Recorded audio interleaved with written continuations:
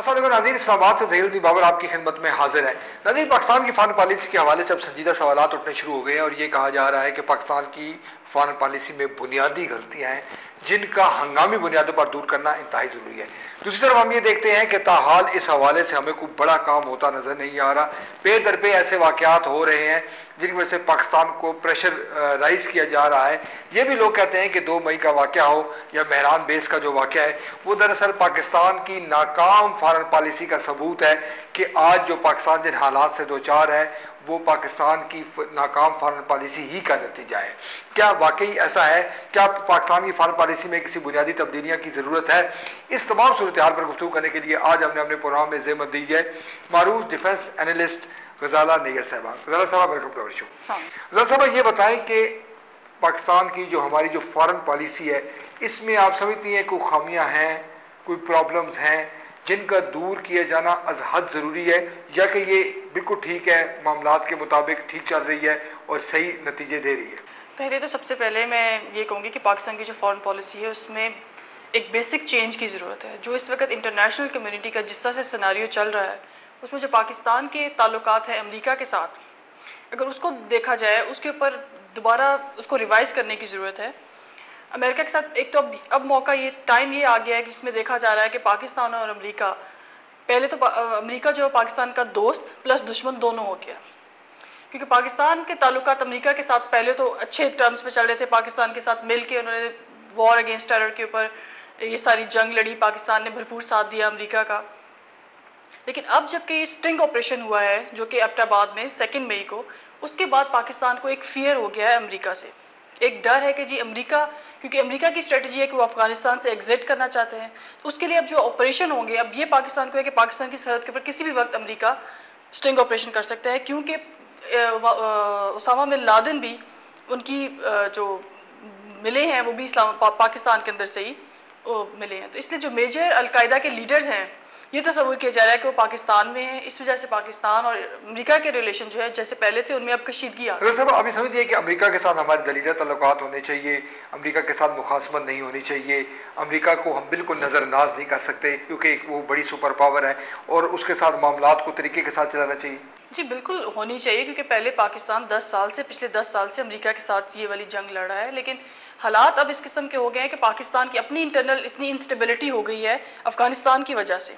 लेकिन अब अमेरिका ने पहले हमने अपनी रेड लाइंस ड्रॉ नहीं की, पाकिस्तान को पहले अपनी रेड लाइंस ड्रॉ करनी चाहिए थी। जब वॉर ऑन टेरर स्टार्ट करते वक्त उस वक्त पाकिस्तान ने अमेरिका की हर बात पे येस कहा, जिसकी वजह से अब पाकिस्तान को ये सारे सर्कमस्टांसेस देखने पड़ रहे हैं। जहाँ तक फ़ॉरेन पॉलिसी की बात है, एक और चीज़ मैं कहूँगी कि पाकिस्तान को अपनी फ़ॉरेन पॉलिसी में जो इस खित्ते के सारे ममालिक हैं उनके साथ अपने ताल्लुकात इस्तवार करने चाहिए, जिसमें कि अफ़गानिस्तान एक बहुत इंपॉर्टेंट किरदार अदा करता है, क्योंकि अगर अफ़गानिस्तान स्टेबल होगा, उसमें अमन होगा, तो वो पाकिस्तान में भी अमन होगा। इसके अलावा पाकिस्तान को अपने ईरान के साथ ताल्लुकात के ऊपर ज़रूरत देनी चाहिए, क्योंकि उससे पाकिस्तान की इकॉनमी स्ट्रॉन्ग होगी। अगर पाकिस्तान इंडिया गैस पाइपलाइन का जो प्रोजेक्ट है अगर वो वाला कंप्लीट हो जाता है तो उससे पाकिस्तान को इकोनॉमिकली बहुत फ़ायदा होगा। लेकिन मसला यहाँ पर यह है कि अमेरिका पाकिस्तान के ऊपर इतना ज़्यादा हावी हो गया है कि पाकिस्तान की फॉरेन पॉलिसी में भी इनपुट अमेरिका के होते हैं। अब अमेरिका की वजह से पाकिस्तान ईरान के साथ अपने ताल्लुकात इस्तेमाल नहीं कर सके, जिसकी वजह से पाकिस्तान को एक बहुत मेजर इस चीज़ को फेस करना पड़ेगा। साहब, बहुत लोग ये कहते हैं जी देखें जी हमारी कोई खुद मुख्तार पॉलिसी नहीं है, हमारी जो फॉरेन पॉलिसी है वो बिल्कुल अमेरिका के ज़ेर असर है, अमेरिका जिस तरह चाहता है हम करते हैं, अमेरिका जिस बात से मना करता है हम उससे रुक जाते हैं। नहीं, मुमकिन नामुमकिन तो कुछ भी नहीं है। देखें, पाकिस्तान को 1-to-1 रिलेशन अपने इम्प्रूव करने पड़ेंगे। जैसे इस हुकूमत ने अभी रशिया के साथ जो जरदारी साहब का विजिट था, यानी एक मस्बत कदम था। पाकिस्तान को अपने ताल्लुकात रशिया के साथ भी अच्छे बनाने चाहिए। आप इसकी एग्जांपल हिंदुस्तान की एग्जांपल ले सकते हैं। उसके अमेरिका के साथ ताल्लुकात अच्छे नहीं थे, लेकिन कुछ अरसों में उन्होंने अपनी फॉरेन पॉलिसी को रिवाइज़ किया है। रशिया के साथ साथ उन्होंने अमेरिका के साथ भी अपने ताल्लुकात बेहतर किए हैं, जिसकी वजह से उन्हें इंडो यूएस न्यूक्लियर डील मिली है, जिसके को इंडिया बहुत स्ट्रेंथन हुआ है। उसके अलावा इंडिया को एनएसजी वेवर दिया गया है। तो इंडिया ने अपनी पोजीशन को मुस्तकम किया, तो हम अपनी पोजीशन को क्यों नहीं मुस्तकम कर सकते? एक नुक्ता नज़र ये है कि देखें जी कि वज़ीर-ए-आज़म का चीन का दौरा और सदर का रूस का दौरा बुनियादी तौर पर इसलिए हुआ था कि कल कला यूएनओ में जाकर कोई भी ताकत पाकिस्तान के खिलाफ कैसी करारदाद ना ले जाए कि पाकिस्तान जो है अपने न्यूक्लियर एसेट्स का मुहाफ़िज़ नहीं है, लिहाजा इसके खिलाफ कार्रवाई करनी चाहिए। रूस और चीन चूँकि सलामती कौंसिल के मुस्तकिल मेंबर है, लिहाजा उनको कायल करने के लिए दौरा किया गया था। देखिए, बात तो ये है कि पाकिस्तान के न्यूक्लियर एसेट पे बात तो कितने अरसे पहले से ही स्टार्ट कर दी गई थी, जब ये सुसाइड अटैक्स होना शुरू हो गए थे। एक वेस्टर्न मीडिया ने एक हाइप क्रिएट हो गई थी कि पाकिस्तान के न्यूक्लियर एसेट्स महफूज नहीं है, जो कि लूज न्यूक्स कहा गया था पाकिस्तान के न्यूक्लियर एसेट्स को। जहाँ तक बात है इस चीज़ की, बेशक पाकिस्तान को अब ज़रूरत, इसीलिए पाकिस्तान को ज़रूरत है अपनी फॉरेन पॉलिसी को रिवाइज़ करने की, अपना इमेज ठीक करने के लिए, क्योंकि ये जो वाक़यात हो रहे हैं इससे पाकिस्तान को बड़ी शर्मिंदगी हुई है। 2 मई का वाक़या और 22 मई का वाक़या एक बहुत बड़ा इंसिडेंट है, और पाकिस्तान के लिए ये एक, इससे पहले GHQ में भी जो हुआ था वो भी पाकिस्तान के लिए एक बाइस शर्म है कि पाकिस्तान को अपना इमेज ठीक करना है वेस्टर्न वर्ल्ड के आगे।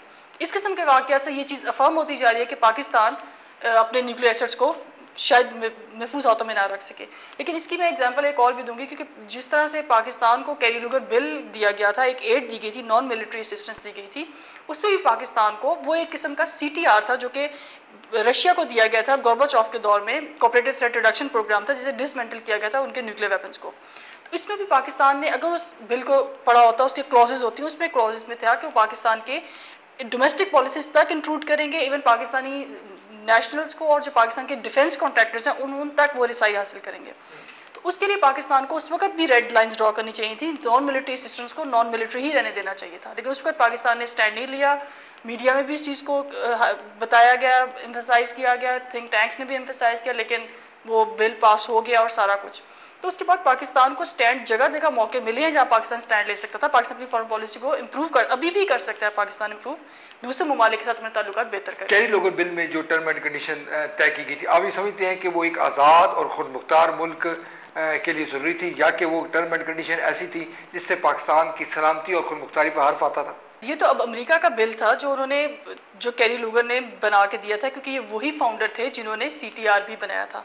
तो उसके लिए पाकिस्तान को चाहिए था कि पाकिस्तान इसके ऊपर पूरी डिबेट करता और उसी वक्त टर्म्स एंड कंडीशन लिखाता। एड पाकिस्तान को चाहिए, लेकिन इतनी भी इस तरह की एड ना हो जिसमें पाकिस्तान अपने आप को, पाकिस्तान का इमेज चला जाए और पाकिस्तान अपने सारे जो न्यूक्लियर एसेट्स हैं वो तक, मतलब वो पाकिस्तान के गैर महफूज हो जाए।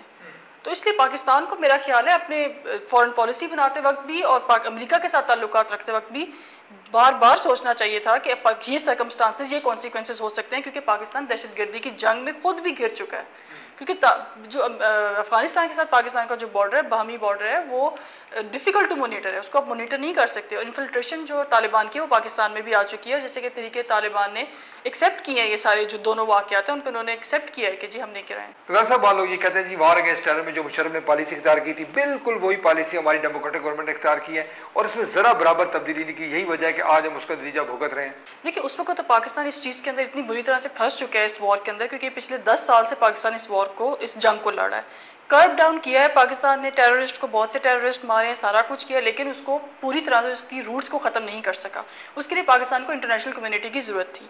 अभी पाकिस्तान के जो हालात हैं, अगर हम ये कहें कि जी पिछली जो, अगर हम एक दूसरे को ब्लेम देते हैं कि पिछली हुकूमत ने ये किया था और अब की हुकूमत ये नहीं कर रही, लेकिन अब की हुकूमत क्योंकि डेमोक्रेटिक गवर्नमेंट है, इसमें उनके पास अवाम की ताकत है, पार्लियामेंट की है। जैसे कि इस इंसिडेंट में भी 2 मई के में भी DGISI ने पार्लियामेंट में आके आंसरेबल हुए हैं। This is a positive step. आज तक कभी हिस्ट्री में ऐसा नहीं हुआ कि कोई आके उस चीज़ को आंसरेबल करे, या उन्होंने इस हद तक भी कहा कि अगर मुझे रिज़ाइन भी देना पड़ेगा, इस्तीफ़ा देना पड़े, तो मैं वो भी, अगर मुझे कहा जाए तो मैं वो भी दे दूँगा। तो इस तरह की अकाउंटेबिलिटी भी की है। मेरा ख्याल है ये गवर्नमेंट जरा पॉजिटिव एस्पेक्ट की तरफ जा रही है, हमें वो एस्पेक्ट देखने चाहिए और हमें बल्कि फोकस करना चाहिए पाकिस्तान के नेशनल इंटरेस्ट के ऊपर। साहब, लोग ये भी कहते हैं कि देखें जी, सूरत हाल इस कदर गंभीर हो गई है, मामलात इस कदर ख़राब हो गए हैं कि हंगामी बुनियादों पर प्लान देने की, तरतीब देने की ज़रूरत है। हंगामी बुनियादों पर जो हमारी फॉरेन पॉलिसी है उसमें तब्दीली की ज़रूरत है। मगर हम देखते हैं कि हुकूमत स्टेटस को का शिकार है, हुकूमत इस सवाल से आगे नहीं बढ़ रही। देखिए, वो बात ठीक है, लेकिन इस सूरत हाल में पाकिस्तान को अक्लमंदी से चलना चाहिए, क्योंकि ताल्लुकात एकदम तो नहीं बन सकते किसी भी ममालिक के साथ, क्योंकि फॉरेन पॉलिसी के लिए ज़रूरी ये है कि पाकिस्तान अपने नेबर्स के साथ ताल्लुकात ख़राब ना करे, क्योंकि आप नेबर्स अपने चेंज नहीं कर सकते। पाकिस्तान के जितने नेबर कंट्रीज़ हैं उनके साथ पाकिस्तान को चाहिए अपने ताल्लुकात इस्तवार करे।